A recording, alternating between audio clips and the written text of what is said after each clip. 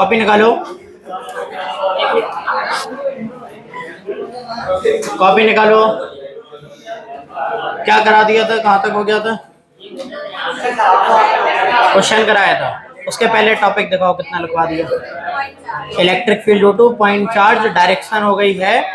क्या अलग अलग चार्ज की मतलब पॉजिटिव नेगेटिव दोनों की इलेक्ट्रिक फील्ड बनवाई है क्या? नहीं बनवाई है ना, ठीक है। और ग्राफ बाद में बनवा, ग्राफ बाद में बनवा देंगे उसका।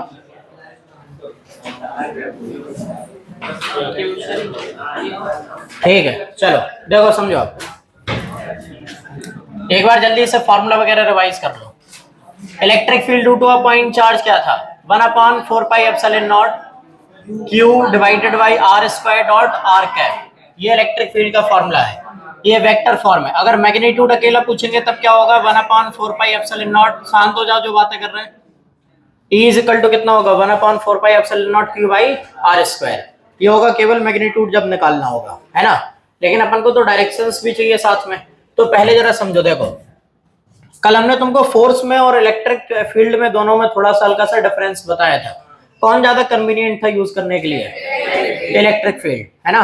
इलेक्ट्रिक फील्ड ज्यादा आसान है इन कंपैरिजन टू फोर्स। क्यों? हाँ, क्योंकि इलेक्ट्रिक फील्ड में केवल एक चार्ज की जरूरत है और फोर्स के लिए दो चार्ज, है ना। और दो चार्जेस के बीच में लगने वाला फोर्स जो होता है वो इंटरडिपेंडेंट होता है, मतलब वो आपस में एक दूसरे पे डिपेंड करता है। और यहाँ इलेक्ट्रिक फील्ड पे जो टेस्ट चार्ज होता है उसके ऊपर इलेक्ट्रिक फील्ड डिपेंड नहीं करती है ना। या उसको अपन लोगों ने मैथ की भाषा में क्या बोला था कि F is a function of R and Q not, और जो तुम्हारा जो इलेक्ट्रिक फील्ड है is a function of R only, है ना। ठीक, अब यहाँ पे एक चीज और समझो, देखो दो चार्जेस अपने पास में थे, कैपिटल Q और दूसरा चार्ज कौन सा था? स्मॉल q, ठीक है, या फिर Q नॉट। तो अपन ने इलेक्ट्रिक फील्ड निकाली थी इस वाले लोकेशन पे। ये लोकेशन कौन सी है? P लोकेशन, ठीक है। तो P पॉइंट पे इलेक्ट्रिक फील्ड निकाली थी कैपिटल Q के वजह से, ठीक है। अब जरा फोर्सेस निकालो, क्या निकालना है अपन को? फोर्स। तो निकालो जरा फोर्स ऑन, कॉपी पे नहीं लिखना, force on small q naught due to capital Q। इसका मैग्नीट्यूड मन में बना लो, फॉर्मूला क्या होगा? 1/4πε0 capital Q naught by r square. केवल मैग्नीट्यूड की बात कर रहे हैं, ठीक है। क्या इसको ऐसे लिखा जा सकता है? Force on small q naught due to Q is equal to force on Q due to Q naught. बताओ, अरे बोल रहे हैं जब मैग्नीट्यूड, मैग्नीट्यूड ले अब, ठीक है, अब खुश। चलो अब देखो समझो, तो magnitude of force on Q naught due to capital Q is equal to magnitude of force on Q due to Q naught. क्या ऐसा बोला जा सकता है? बताओ, फॉर्मूला बनाओगे सेम आएगा क्या? क्या फॉर्मूला आएगा? 1/4πε0 capital Q naught divided by r square, यही होगा क्या? बताओ, ये चीज समझ में आई क्या? अच्छा ये बताओ जरा कि क्या ये सही है? Electric field at Q naught due to Q is equal to electric field, magnitude की बात कर रहे हैं पर लोग इधर डायरेक्शन भी नहीं ले रहे, ठीक है। Electric field at capital Q due to Q naught. बताओ क्या ये सही है या फिर गलत है? फॉर्मूला बना लो लेकिन दोनों के, बताओ सेम है या फिर अलग अलग होगा? अलग अलग होगा, है ना। यहाँ तो मैग्नीट्यूड भी सेम नहीं होगा, इधर तो मैग्नीट्यूड सेम है, डायरेक्शन लेकिन कैसी है? अलग। मतलब इस वाले केस में अपन ने क्या बोला था कि F21 is equal to minus of F12, ऐसे ही आया था ना वेक्टर फॉर्म में, ठीक है। लेकिन अगर मैग्नीट्यूड निकालोगे तब तो सेम होगा क्या? बताओ, न्यूटन थर्ड लॉ से भी समझ लो कि ये इसके ऊपर जितना फोर्स लगाएगा उतना ही फोर्स ये इसके ऊपर लगाएगा, ये चीज समझे क्या? लेकिन इसके वजह से इस जगह पे जो इलेक्ट्रिक फील्ड है वो इलेक्ट्रिक फील्ड इस जगह पे इसकी इलेक्ट्रिक फील्ड से अलग है। कैसे? फॉर्मूला बनाओगे, बना लोगे? बताओ, ये डिस्टेंस r है तो जरा इसके वजह से इस जगह पे इलेक्ट्रिक फील्ड निकालो, कितना होगा? 1/4πε0। कौन सा चार्ज आएगा इधर पे? ये Q नॉट या फिर कैपिटल Q? किसके वजह से निकाल रहा है? कैपिटल Q, जिसके वजह से निकालो वो आएगा डिवाइडेड बाई r स्क्वायर। इसके वजह से निकालो जरा, इसके वजह से इधर पे इलेक्ट्रिक फील्ड कितना होगा? 1/4πε0। अब किसके वजह से आ रहा है, क्यू नॉट की क्यू नॉट, तो क्या आएगा Q naught divided by R square, क्या बराबर है, नहीं। आया समझ में क्या, बताओ। दो चार्जेस के बीच में जब फोर्स निकालने जाओगे तो एक का दूसरे पे फोर्स दूसरे का पहले पे कैसा आएगा, बराबर। लेकिन पहले की वजह से दूसरे की जगह पे इलेक्ट्रिक फील्ड और दूसरे की वजह से पहले की जगह पे इलेक्ट्रिक फील्ड बराबर नहीं होगी। ये मेजर डिफरेंस है, समझ रहे। नहीं तो दिमाग में तो लगभग ऑलमोस्ट यही रहता है, बोले अंतर का है, केवल क्यू से ही तो डिवाइड मार दो। बताओ, फोर्स में क्यू का डिवाइड कर दोगे तो इलेक्ट्रिक फील्ड मिलेगी, लेकिन किस क्यू का डिवाइड करोगे, किसके वजह से निकाल रहे, वो अलग अलग चीजें हैं। समझ रहे हो क्या, आया समझ में क्या, ठीक है। ये चीज कहीं पे भी ऐसे नोट कर लो। चलो अब आगे हेडिंग डालो, इलेक्ट्रिक फील्ड ड्यू टू, नहीं मल्टीपल नहीं, electric field due to positive charge. थोड़ा सा पॉजिटिव चार्ज की इलेक्ट्रिक फील्ड का डायग्राम टाइप का कुछ बना के देख लें, विजुलाइज तो कर ही लेना। Electric field due to positive charge, छोटी सी हेडिंग है, बड़ी हेडिंग नहीं डाली हो।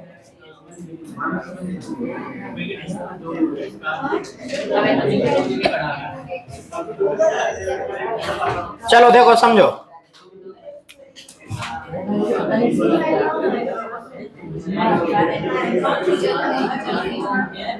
बेटा शांत हो जाओ। Electric field due to positive charge अपन को फाइंड करना है, तो जो पॉइंट चार्ज अभी अपन लोगों ने माना था वो जनरल फॉर्मूला था, जिसमें साइन वो सेंसिटिव फॉर्मूला होगा। अगर प्लस होगा तो प्लस, माइनस होगा तो माइनस, उससे मैथमेटिकल कुछ आंसर तुमको मिलेगा। लेकिन मान लो डायग्राम के हिसाब से कुछ समझना हो कि कैसा दिखाई देगा इलेक्ट्रिक फील्ड, कैसी दिखती है, तो अपन लोग सबसे पहले किसको विजुलाइज करने की कोशिश कर रहे हैं, एक पॉजिटिव चार्ज की इलेक्ट्रिक फील्ड। तो एक पॉजिटिव चार्ज लेट कर लो कि यहाँ पे एक पॉजिटिव चार्ज रखा हुआ है, इसकी वजह से तुम्हें इलेक्ट्रिक फील्ड फाइंड करनी है। इलेक्ट्रिक फील्ड फाइंड करने का तरीका, एक टेस्ट चार्ज लेके जाओ, उसके ऊपर जो फोर्स की डायरेक्शन है वही डायरेक्शन किसकी होगी, इलेक्ट्रिक फील्ड की। ऐसे ही तो निकालोगे, बताओ, है ना। टेस्ट चार्ज कैसा होगा, पॉजिटिव या नेगेटिव, पॉजिटिव। कल बताया था ना भाई, कन्वेंशनल जो पॉजिटिव चार्ज होता है उसी को अपन टेस्ट चार्ज बना लेते हैं। तो अगर ये कैपिटल क्यू चार्ज है और यहाँ पे तुमको क्या करना है, इलेक्ट्रिक फील्ड फाइंड करनी है, तो मान लो कि तुम्हें इस जगह इलेक्ट्रिक फील्ड फाइंड करनी है, तो यहाँ पे अगर इलेक्ट्रिक फील्ड फाइंड करनी है तो क्या लेके जाओगे, एक पॉजिटिव टेस्ट चार्ज, है ना।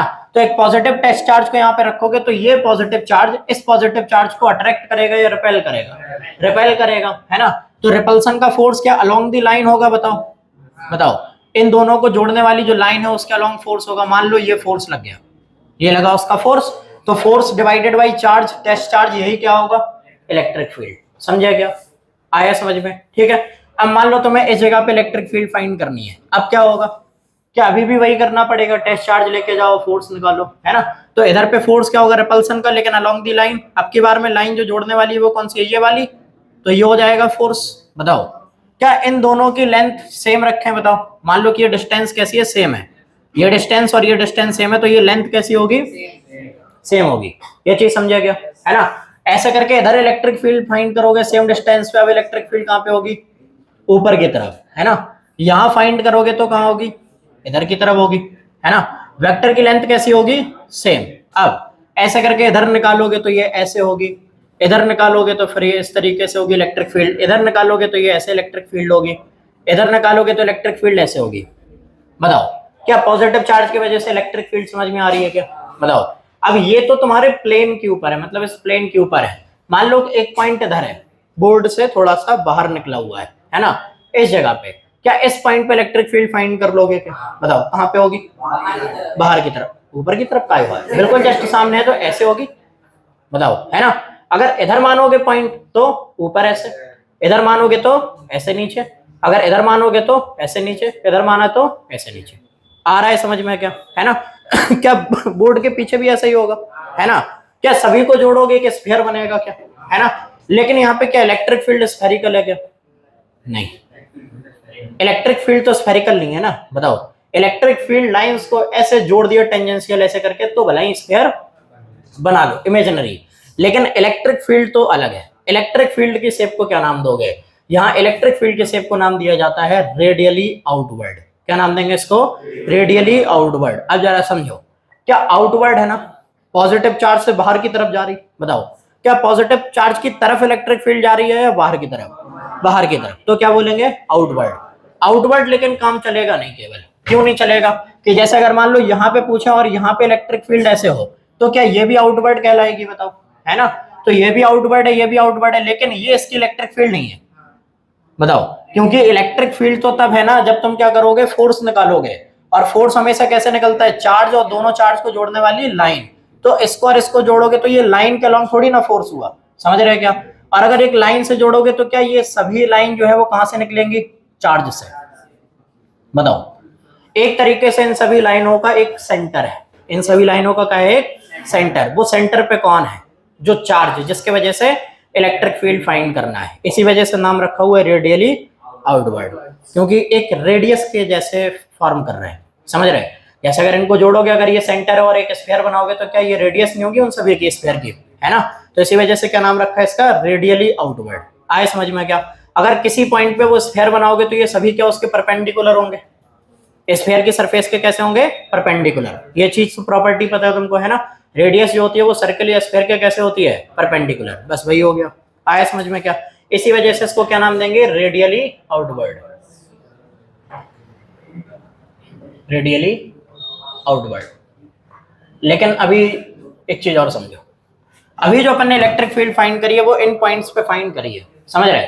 मान लो कि तुमसे इस पॉइंट पे इलेक्ट्रिक फील्ड निकालने को बोल दें, तब क्या करोगे। मान लो इन पॉइंट्स पे इलेक्ट्रिक फील्ड निकालने को बोलेंगे तब क्या करोगे, तब वही सेम चीज करनी है, फोर्स निकालोगे डायरेक्शन के हिसाब से इलेक्ट्रिक फील्ड। तो अब जरा फोर्स निकालो इस जगह पे, इस जगह पे फोर्स निकालोगे तो यहाँ पे क्या लेके आना पड़ेगा, टेस्ट चार्ज। तो टेस्ट चार्ज यहाँ पे लेके आओगे तो पॉजिटिव टेस्ट चार्ज क्या करेगा, रिपल्सन महसूस करेगा, है ना। ये इसको रिपेल करेगा तो कहाँ पे रिपेल करेगा, नीचे की तरफ। तो नीचे की तरफ लगेगा फोर्स।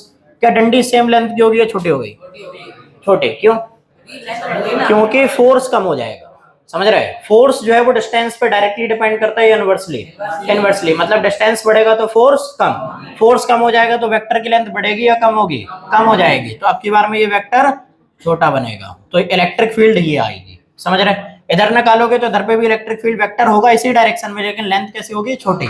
यहाँ पे भी लेंथ छोटी होगी। बताओ, ये सभी जगह पे लेंथ कैसी होगी, छोटी। अब तुम कॉपी पे बनाओ तो सब पॉइंट बना लेना, तो मैं तो बड़ो नहीं बनाने की, कॉपी भर जाए, ठीक है। तो मैं क्या करना है, वेक्टर बड़ा, फिर अगला वेक्टर छोटा, इसके बाद वाला वेक्टर और छोटा, उसके बाद वाला वेक्टर और छोटा। क्या खत्म होगा कभी, नहीं। कहां जाके खत्म होगा, इन्फिनिटी पे, है ना। क्योंकि भले ही नेग्लिजिबल होगा लेकिन इलेक्ट्रिक फील्ड तो फिर भी एग्जिस्ट करेगी ही करेगी, है ना। तो यहाँ पे ये वेक्टर इस तरीके से बनाते जाओगे, यही हो गई electric field due to positive charge. Negative charge की वजह से इलेक्ट्रिक फील्ड बनाओ साथ में, कोशिश करो। बना लिया डायग्राम, इसका ट्राई किया डायग्राम नेगेटिव चार्ज का, है? हम तो बना ही, फिर ऐसे थोड़ी ना खाली छोड़ दे पन्ना। देखो नेगेटिव चार्ज का बनाओगे, बेटा शांत हो जाओ, चलो देखो समझो। नेगेटिव चार्ज का डायग्राम बनाना है तो क्या करना पड़ेगा, सेम वही चार्ज, वही टेस्ट चार्ज लेके जाओगे, फोर्स की डायरेक्शन निकालोगे।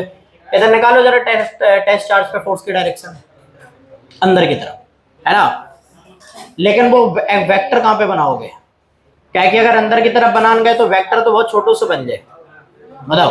लेकिन फोर्स की वैल्यू तो बहुत बड़ी है, तो वेक्टर तो बहुत बड़ा होना चाहिए, समझ रहे। और बड़ा वेक्टर बनाने जाओगे तो वो इधर तो नहीं बना सकते, तो अपन क्या करते हैं, इसमें उल्टा करते हैं। देखो समझो, अपन को तो इलेक्ट्रिक फील्ड की डायरेक्शन चाहिए, इलेक्ट्रिक फील्ड कैसी दिख रही वो चाहिए, है ना।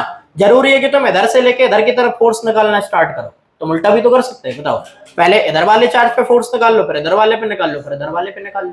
समझे क्या, आया समझ में क्या। तो अब जरा हमको एक चीज बताओ, क्या इस पॉइंट पे अपन लोग एक टेस्ट चार्ज लेके जाएं, वो टेस्ट चार्ज कैसा होगा, पॉजिटिव होगा क्या। ये नेगेटिव उस पॉजिटिव को क्या करेगा, अट्रैक्ट करेगा, है ना। लेकिन अपन को एक बात पता है कि यहाँ पे लगने वाला फोर्स यहाँ के फोर्स के कंपैरिजन में कैसा होगा, कम होगा। ये चीज समझे क्या। तो इसका मतलब है कि यहाँ पे वेक्टर कैसा बना दो, पहले से ही छोटा, ठीक है। अब यहाँ पे निकालोगे तो वेक्टर बड़ा कर दो, इधर निकालोगे तो वेक्टर और बड़ा कर दो, समझे क्या। इस तरीके से सेम चीज इधर, अगर मान लो फोर्स निकालोगे तो इधर का वेक्टर बड़ा कर दो, ऐसे इधर का वेक्टर छोटा कर दो, इधर वेक्टर और छोटा कर दो। चलो देखो जल्दी, बना लिए सभी ने, बनाते रहो साथ में, लेकिन समझते जाओ। देखो समझो, पॉजिटिव चार्ज की वजह से इलेक्ट्रिक फील्ड कहाँ निकल रही है, बाहर, और नेगेटिव चार्ज की वजह से इलेक्ट्रिक फील्ड कहाँ पे आ रही है, अंदर। तो ये याद कर लो, पॉजिटिव चार्ज जो है उससे इलेक्ट्रिक फील्ड जनरेट होती है, बाहर आती है, और नेगेटिव चार्ज पे जाके इलेक्ट्रिक फील्ड खत्म हो जाती है। देखो समझो, ये चीज याद रखना है। पॉजिटिव चार्ज से इलेक्ट्रिक फील्ड बाहर आ रही, मतलब पॉजिटिव चार्ज इलेक्ट्रिक फील्ड को एमिट करता है, और नेगेटिव चार्ज में इलेक्ट्रिक फील्ड जाके मर्ज हो रही, मतलब इलेक्ट्रिक फील्ड जाके नेगेटिव चार्ज पे खत्म होती है, समझ रहे हैं। लेकिन ये केवल एक परसेप्शन है, क्योंकि यहाँ पे टेस्ट चार्ज कैसा है, पॉजिटिव। अगर टेस्ट चार्ज नेगेटिव होता तो अपन क्या बोलते हैं कि नेगेटिव एमिट करता है, पॉजिटिव खत्म करता है, समझ रहे हैं क्या। लेकिन उल्टा बोलेंगे, लेकिन बोलेंगे यही, क्योंकि इलेक्ट्रिक फील्ड खत्म होती है, इलेक्ट्रिक फील्ड टर्मिनेट्स, समझ रहे हो क्या। जनरेट होती है और खत्म भी होती है, पॉजिटिव से जनरेट होती है, नेगेटिव पे जाके खत्म होती है। आए समझ में क्या, तो यहाँ पे पॉइंट लिख लो ये। अब electric field due to multiple charge system अपन को फाइंड करना है। अगर मान लो एक से ज्यादा चार्ज हुए तब क्या होगा, ड्यू टू मल्टीपल चार्जेस।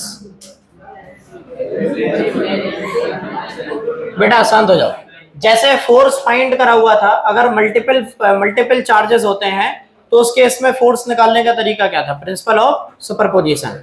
तो इलेक्ट्रिक फील्ड तुमने कैसे निकाली है, क्या फोर्स डिवाइडेड बाई चार्ज है ना। तो अगर फोर्स जो है वो प्रिंसिपल ऑफ सुपरपोजिशन को फॉलो करेगा तो क्या इलेक्ट्रिक फील्ड भी प्रिंसिपल ऑफ सुपरपोजिशन को ही फॉलो करेगी, है ना। तो इसका मतलब है कि अगर बहुत सारे चार्जेस दिए हैं और किसी पॉइंट पे उन सभी चार्जेस की वजह से इलेक्ट्रिक फील्ड पूछी है, तो फिर वो कैसे निकल के आएगी, प्रिंसिपल ऑफ सुपरपोजिशन से। तो लेट करो, यहाँ पे कितने चार्जेस मान लें, 3। Let there are 3 charges Q1, Q2 and Q3 located at, हाँ अब बेटा शांत हो जाओ ये अब क्या करना पड़ेगा, वेक्टर फॉर्म। तो जैसे उसमें करा था सेम यहाँ पे करेंगे, है ना। इन सभी के पोजीशन वेक्टर अब तो समझाना नहीं पड़ेगा, located at R1 vector, R2 vector, R3 vector. बेटा शांत हो जाओ, ये चीज समझ पा रहे हैं क्या, क्या लिखा हुआ है, R1, R2 और R3 किसके रिस्पेक्ट में होंगे, ये ओरिजिन के रिस्पेक्ट में, है ना। तो ये 3 चार्जेस हैं Q1, Q2 और Q3, कहाँ पे रखे, R1, R2 और R3 पे। तो ये अपन ने स्पेस बनाया, ये ओरिजिन हो गया, यहाँ पे चार्ज Q1 आ गया, यहाँ चार्ज Q2 आ गया, और यहाँ चार्ज मान लो Q3। तो इन सभी के लोकेशन वेक्टर्स ये बने, पोजीशन वेक्टर, ये R1 वेक्टर आ गया, ये R2 वेक्टर आ गया, और ये आ गया R3 वेक्टर। बेटा शांत हो जाओ, अब देखो समझो, ये 3 चार्जेस हैं। अब फोर्स पे और इसमें दोनों में अंतर क्या है, उसमें 3 चार्ज थे, तुमने किसी एक चार्ज को पकड़ के उसके ऊपर क्या निकाला था, फोर्स, किसके वजह से, बाकी बचे हुए दोनों के वजह से। अब 3 चार्ज हैं, तुम्हें निकालनी है इलेक्ट्रिक फील्ड। क्या इलेक्ट्रिक फील्ड किसी चार्ज के ऊपर आती है या किसी पॉइंट के ऊपर, किसी पॉइंट के ऊपर, है ना। तो जैसे मान लो कि अब तुम्हें ये 3 चार्ज गिवन है और किसी एक पॉइंट पे पूछा जाए कि इलेक्ट्रिक फील्ड बताओ, तो मान लो तुमसे इस पॉइंट पे पूछा जा रहा है कि इलेक्ट्रिक फील्ड बताओ, तो वो इलेक्ट्रिक फील्ड यहाँ पे अगर निकालोगे तो क्या Q1 की वजह से यहाँ पे कुछ इलेक्ट्रिक फील्ड बन रही होगी क्या, है ना। ऐसे मान लो कि Q1 यहाँ पे अकेला है, Q2 और Q3 नहीं है, तब तो इलेक्ट्रिक फील्ड निकाल पाओगे क्या इस पॉइंट पे, है ना। तो Q1 की वजह से इस पॉइंट पे कुछ इलेक्ट्रिक फील्ड होगी क्या, है ना। Q2 की वजह से कुछ इलेक्ट्रिक फील्ड होगी, Q3 की वजह से कुछ इलेक्ट्रिक फील्ड होगी। तो यहाँ पे प्रिंसिपल ऑफ सुपरपोजिशन के हिसाब से वो तीनों की इलेक्ट्रिक फील्ड ऐड हो जाएगी, तीनों की ऐड हो जाएगी। लेकिन ऐड होने का तरीका वेक्टर सम से ऐड होगा, है ना। तो यहाँ पे जैसे मान लो Q1 के वजह से इस पॉइंट पे इलेक्ट्रिक फील्ड निकालनी है, कैसे निकालोगे, इलेक्ट्रिक फील्ड निकालने का तरीका वही, टेस्ट चार्ज लेके जाओ, फोर्स की डायरेक्शन में इलेक्ट्रिक फील्ड आ गई, है ना। तो Q1 के वजह से इस पॉइंट पे इलेक्ट्रिक फील्ड आएगी, तो देखो कैसे आएगी, ऑन द लाइन ज्वाइनिंग, है ना। ये लाइन ज्वाइन करेगी तो क्या Q1 की वजह से इलेक्ट्रिक फील्ड ये होगी, ये वाली इलेक्ट्रिक फील्ड को नाम दिया E1, क्या नाम दिया इसको, शांत हो जाओ, शिव प्रवार एंड ग्रुप। ये वाली इलेक्ट्रिक फील्ड कितनी है, E1। Q2 की वजह से यहाँ पे इलेक्ट्रिक फील्ड निकालोगे तो क्या इलेक्ट्रिक फील्ड इस डायरेक्शन में होगी, ये वाली इलेक्ट्रिक फील्ड है E2। सभी पॉजिटिव मान लिया अपन लोगों ने, समझ रहे, ये भी पॉजिटिव है तीनों, और ये भी Q0 जो लेके आ रहे हैं वो तो ऑलरेडी पॉजिटिव हो गई होगा। Q3 की वजह से इलेक्ट्रिक फील्ड कैसे होगी बाहर की तरफ, ये इलेक्ट्रिक फील्ड है E3। अलग अलग इनकी लेंथ बना लेना, कोई फर्क नहीं पड़ता, है ना, क्योंकि ऐड जब कराओगे तो उसमें वेक्टर सम होके पैरेललोग्राम मेथड लगेगा, ठीक है। अब यहाँ पे नेट इलेक्ट्रिक फील्ड कैसे निकालोगे, प्रिंसिपल ऑफ सुपरपोजिशन से, by principle of superposition, principle of superposition, E net vector is equal to कितना होगा, E1 vector plus E2 vector plus E3 vector, ये आएगा, क्या E1 E2 और E3 निकाल लोगे क्या? बताओ। अगर तुम्हें E1 निकालना है तो यहाँ पे भूल जाओ कि यहाँ पे Q2 और Q3 है, किसकी वजह से? इलेक्ट्रिक फील्ड निकाल दो सीधा Q1 की वजह से। Q2 की वजह से निकालोगे तो E2 निकालना, E1 और E3 भूल जाओ, E3 निकालो तो E1 E2 भूल जाओ। फॉर्मूला तुमको पता है कैसे निकाला जाता है ना, लेकिन क्या नहीं पता अभी तुमको? डिस्टेंसेस। तो डिस्टेंसेस लेट करो। अगर मान लो यहां से लेके यहां तक की डिस्टेंस फाइंड करना है तो ये पॉइंट P है। कौन सा पॉइंट है ये वाला? P। तो यहाँ एक वेक्टर बनाना पड़ेगा। क्या वो वेक्टर उसी डायरेक्शन में होगा जिस डायरेक्शन में तुम्हारा फोर्स लगाता है या जिस चार्ज पे फोर्स निकालने वाले हो, है ना? तो इसी पॉइंट की तरफ वेक्टर बनाओगे। इस वेक्टर को नाम क्या दोगे? किसका पोजीशन वेक्टर है ये? P का। किसके रिस्पेक्ट में है? Q1 के रिस्पेक्ट में। तो इसको नाम देंगे RP1। क्या नाम देंगे इसको? RP1। वैसे Q2 की वजह से यहाँ पे निकालोगे तो ये वेक्टर ऐसे बनेगा कुछ, है ना? इसको क्या नाम दोगे? RP2। क्या नाम दोगे इसको? RP2, position vector of P point with respect to Q2। ये वाले के लिए निकालोगे तो ये क्या आएगा? ये ऐसे आएगा क्या, है ना? इसका नाम क्या रखोगे? RP3, position vector of point P with respect to Q3। समझे क्या? अब निकाल पाओगे इलेक्ट्रिक फील्ड? जल्दी जल्दी लिखते जाओ, बताओ, है ना? यहाँ पे E1 E2 E3 लिखना चलेगा जल्दी जल्दी। E net vector is equal to, E1 की जगह पे कितना आएगा? 1/4 पाई एप्सिलॉन नॉट। किसके वजह से इलेक्ट्रिक फील्ड है E1? Q1 के वजह से। तो Q1 डिवाइडेड बाई कौन सा वेक्टर आएगा? RP1 स्क्वायर, मतलब RP1 का जो मैग्नीट्यूड है उसका square, dot RP1 cap plus 1/4 pi epsilon not. अब किसके वजह से? Q2 की वजह से। तो Q2 divided by RP2 square dot RP2 cap plus 1/4 pi epsilon not Q3 divided by RP3 square dot RP3 cap. आगे नेट इलेक्ट्रिक फील्ड बताओ। सिंपल है, कुछ करना पड़ा ज्यादा नहीं, केवल फॉर्मूला याद होना चाहिए। E net vector is equal to कितना आएगा? 1/4 पाई एप्सिलॉन नॉट कॉमन आएगा, अंदर क्या बचेगा? Q1/RP1 square dot RP1 cap plus Q2 divided by RP2 square dot RP2 cap plus Q3 divided by RP3 square dot RP3 cap. इसको general form में convert कर लोगे क्या? For n charges, for n charges E net vector is equal to कितना होगा? E net vector आएगा 1/4 pi epsilon not, अंदर बचेगा Q1/RP1 square dot RP1 cap plus Q2/RP2 square dot RP2 cap. अब टू n तक जाएगा, क्या आखिरी टर्म होगा? Qn divided by RPn square dot RPn cap. इतना आएगा, है ना? सिग्मा में चेंज कर लोगे इसको। सिग्मा में कितने लोग चेंज करा लेंगे? ठीक है, ये करो और उसके बाद में इसको सिग्मा के टर्म्स में लिखो। समेशन में चेंज करोगे, फॉर्मूला क्या आएगा? E net vector is equal to 1/4 pi epsilon naught, ये तो सम होगा नहीं। अब सिग्मा, ठीक है, यहाँ पे देखो चेंज कौन हो रहा है? ये 1 2 3 4 चेंज हो रहा है ना चार्ज में, तो यहाँ पे आ जाएगा QI डिवाइडेड बाई, ये हो जाएगा RP, सब में सेम है, I हो रहा है तो ये I हो जाएगा स्क्वायर RPI कैप। ये हो जाएगा I की वैल्यू 1 से लेके कहां तक जा रही है? N तक। क्या यहाँ पे कुछ does not is equal to है क्या? नहीं। क्या फोर्स के फॉर्मूले में था, है ना? फोर्स का फॉर्मूला चेक करो, क्या वहां पे I does not is equal to 2 भी था साथ में, है ना? क्या इलेक्ट्रिक फील्ड में ये चीज हुई? नहीं। क्यों नहीं हुई? क्योंकि दो चार्ज की जरूरत ही नहीं थी। बताओ, यहाँ पे तो कोई ऐसा तो चार्ज था नहीं ना जिसके ऊपर इलेक्ट्रिक फील्ड निकाल ले। यहाँ तो अपन इलेक्ट्रिक फील्ड किसी पॉइंट पे निकाल रहे, सबके वजह से निकाल ले, समझ रहे? और वहां पे एक चार्ज ऐसा था जिसके ऊपर फोर्स निकाल रहे थे। अब जिसके ऊपर फोर्स निकालोगे वो खुद के ऊपर थोड़ी ना फोर्स लगाएगा, समझ रहे? तो वो क्यों आएगा फॉर्मूले में? आया समझ में क्या? जबकि इलेक्ट्रिक फील्ड में सारे चार्ज आएंगे। तो ये इसका फॉर्मूला हो गया, general electric field due to multiple charges. Principle of superposition इस पे भी लगेगा। तो जो ट्रिक हमने फोर्स वगैरह में बता रखी थी वही सेम चीज इधर पे भी होगी। आया समझ में क्या? ठीक है, इसी बात पे एक बढ़िया सुंदर सा क्वेश्चन लो, लिखो। बेटा शांत हो जाओ, क्वेश्चन लिखो। तुम लोग अपनी कॉपी में देखो ना, हम याद रखेगा। क्वेश्चन लिखो। 2 point charges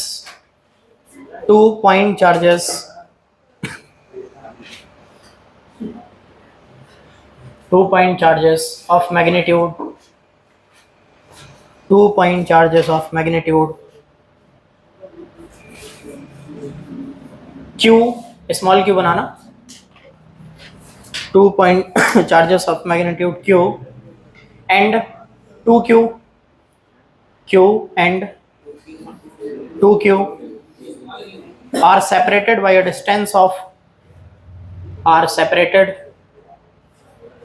by a distance of, are separated by a distance of small a, are separated by a distance of small a, full stop। चलो इसका डायग्राम देखो, दो चार्ज दिए हैं, एक का मैग्नीट्यूड है q, एक का मैग्नीट्यूड है 2q। बेटा आसान हो जाओ, देखो आप समझो क्वेश्चन में क्या बोल रहा है, दो चार्ज हैं, एक q है एक है 2q, दोनों के बीच का सेपरेशन कितना दिया हुआ है, a दिया हुआ है, ठीक है। पूछा क्या है, देखो समझो, पूछा है कि find the point, find the point,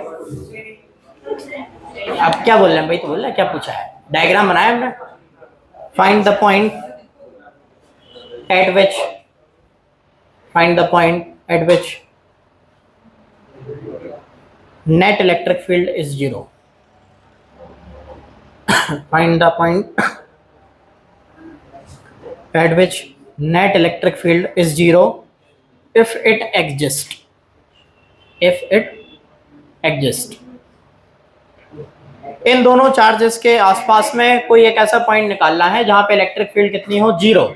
अगर है तो, अगर नहीं है तो आंसर में आएगा no this point do not exist, है ना। लेकिन इतना सरल होता तो हम देते क्या खिलाना है। हाँ कॉपी पे देखो, करना है कॉपी पे, तो मन में आंसर दे दें, नंबर दे दें, बताओ नंबर तो कॉपी पे मिले।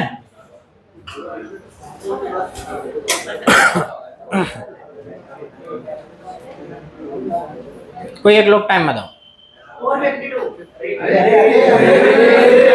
वो जही बतावे के लाने बैठो तो है नहीं। हाँ चलो देखो हम फिर बताए दे रहे हैं करना कैसे है, ठीक है। अब टाइम हो रहा है, कर इतना लंबा सॉल्यूशन वो उसमें क्वाड्रेटिक मान लो बन गए। फिर देखो समझो करना क्या है, पहले देखो फाइंड करो कि किस जगह पे इलेक्ट्रिक फील्ड जीरो हो सकती है। क्या इलेक्ट्रिक फील्ड वेक्टर सम होगा, है ना। मान लो कि तुम यहाँ पे कोई पॉइंट एज्यूम करो, इस जगह पे इलेक्ट्रिक फील्ड निकालो, समझो यहाँ इलेक्ट्रिक फील्ड निकालो, क्या इस पॉजिटिव चार्ज की वजह से इलेक्ट्रिक फील्ड इधर जाएगी, है ना। इस पॉजिटिव की वजह से क्या इलेक्ट्रिक फील्ड इधर की तरफ जाएगी क्या, है ना। क्या यहाँ पे इलेक्ट्रिक फील्ड जीरो होगी क्या, नहीं, क्योंकि अगर यहाँ वेक्टर सम कराओगे तो पैरेललोग्राम ऐसे बनेगा, इलेक्ट्रिक फील्ड ये हो जाएगी कुछ ऐसे, है ना। वो यहाँ पे डबल चार्ज वगैरह के हिसाब से निकाल लेना। अब ऐसे एक पॉइंट इधर मानोगे, क्या इधर इलेक्ट्रिक फील्ड जीरो होने वाली है, नहीं। अगर इस लाइन को ज्वाइन करो, ये लाइन को आगे बढ़ा दो, इस लाइन के ऊपर ये इस पॉइंट पे इलेक्ट्रिक फील्ड फाइंड करने की कोशिश करो। क्या इस पॉजिटिव चार्ज की वजह से इलेक्ट्रिक फील्ड बाहर की तरफ होगी क्या, है ना। इस पॉजिटिव चार्ज की वजह से भी कहां पे होगी, बाहर की तरफ, मतलब ये तो ऐड होकर और ज्यादा हो जाएगी, है ना। यहाँ पे इलेक्ट्रिक फील्ड फाइंड करो, उसके वजह से बाहर और उसके वजह से भी बाहर, तो यहाँ पे भी इलेक्ट्रिक फील्ड बढ़ेगी हर एक पॉइंट पे, है ना। अब आ जाओ जरा ये बीच वाली लाइन पे, अगर देखोगे कोई भी एक पॉइंट, ये पॉइंट लेट कर लो, इस वाले पॉइंट पे इस पॉजिटिव चार्ज की वजह से क्या इलेक्ट्रिक फील्ड ये होगी, बताओ, है ना। ये लोकेशन 1 है तो इसको मान लो electric field due to first charge, आए समझ में क्या। इसके वजह से इलेक्ट्रिक फील्ड क्या इस वाली डायरेक्शन में होगी क्या, है ना। इसको मान लो E2, इसका वेक्टर छोटा कर दो तो इतनी लाइन पे ही आ जाएगा। ये E1 है मान लो, और इसके वजह से इलेक्ट्रिक फील्ड इस तरफ होगी, तो ये कितनी होगी इलेक्ट्रिक फील्ड E2, है ना।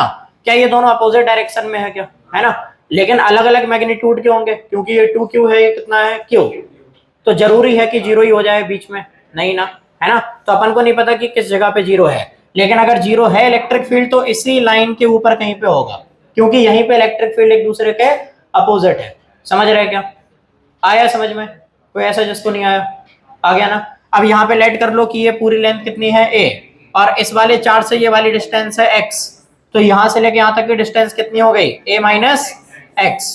क्या इलेक्ट्रिक फील्ड इसके वजह से यहाँ निकाल लोगे क्या, बताओ, 1/4πε0 q बाई एक्स स्क्वायर, ये आ गई ना।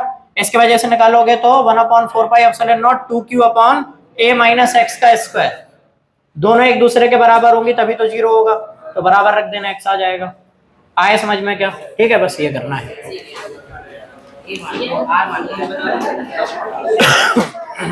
ठीक है, करो उसको जो भी आए। तो हमें क्या पता, तो तुमने डायरेक्ट आंसर बोला तभी तुमने बोला कि कॉपी दिखाओ।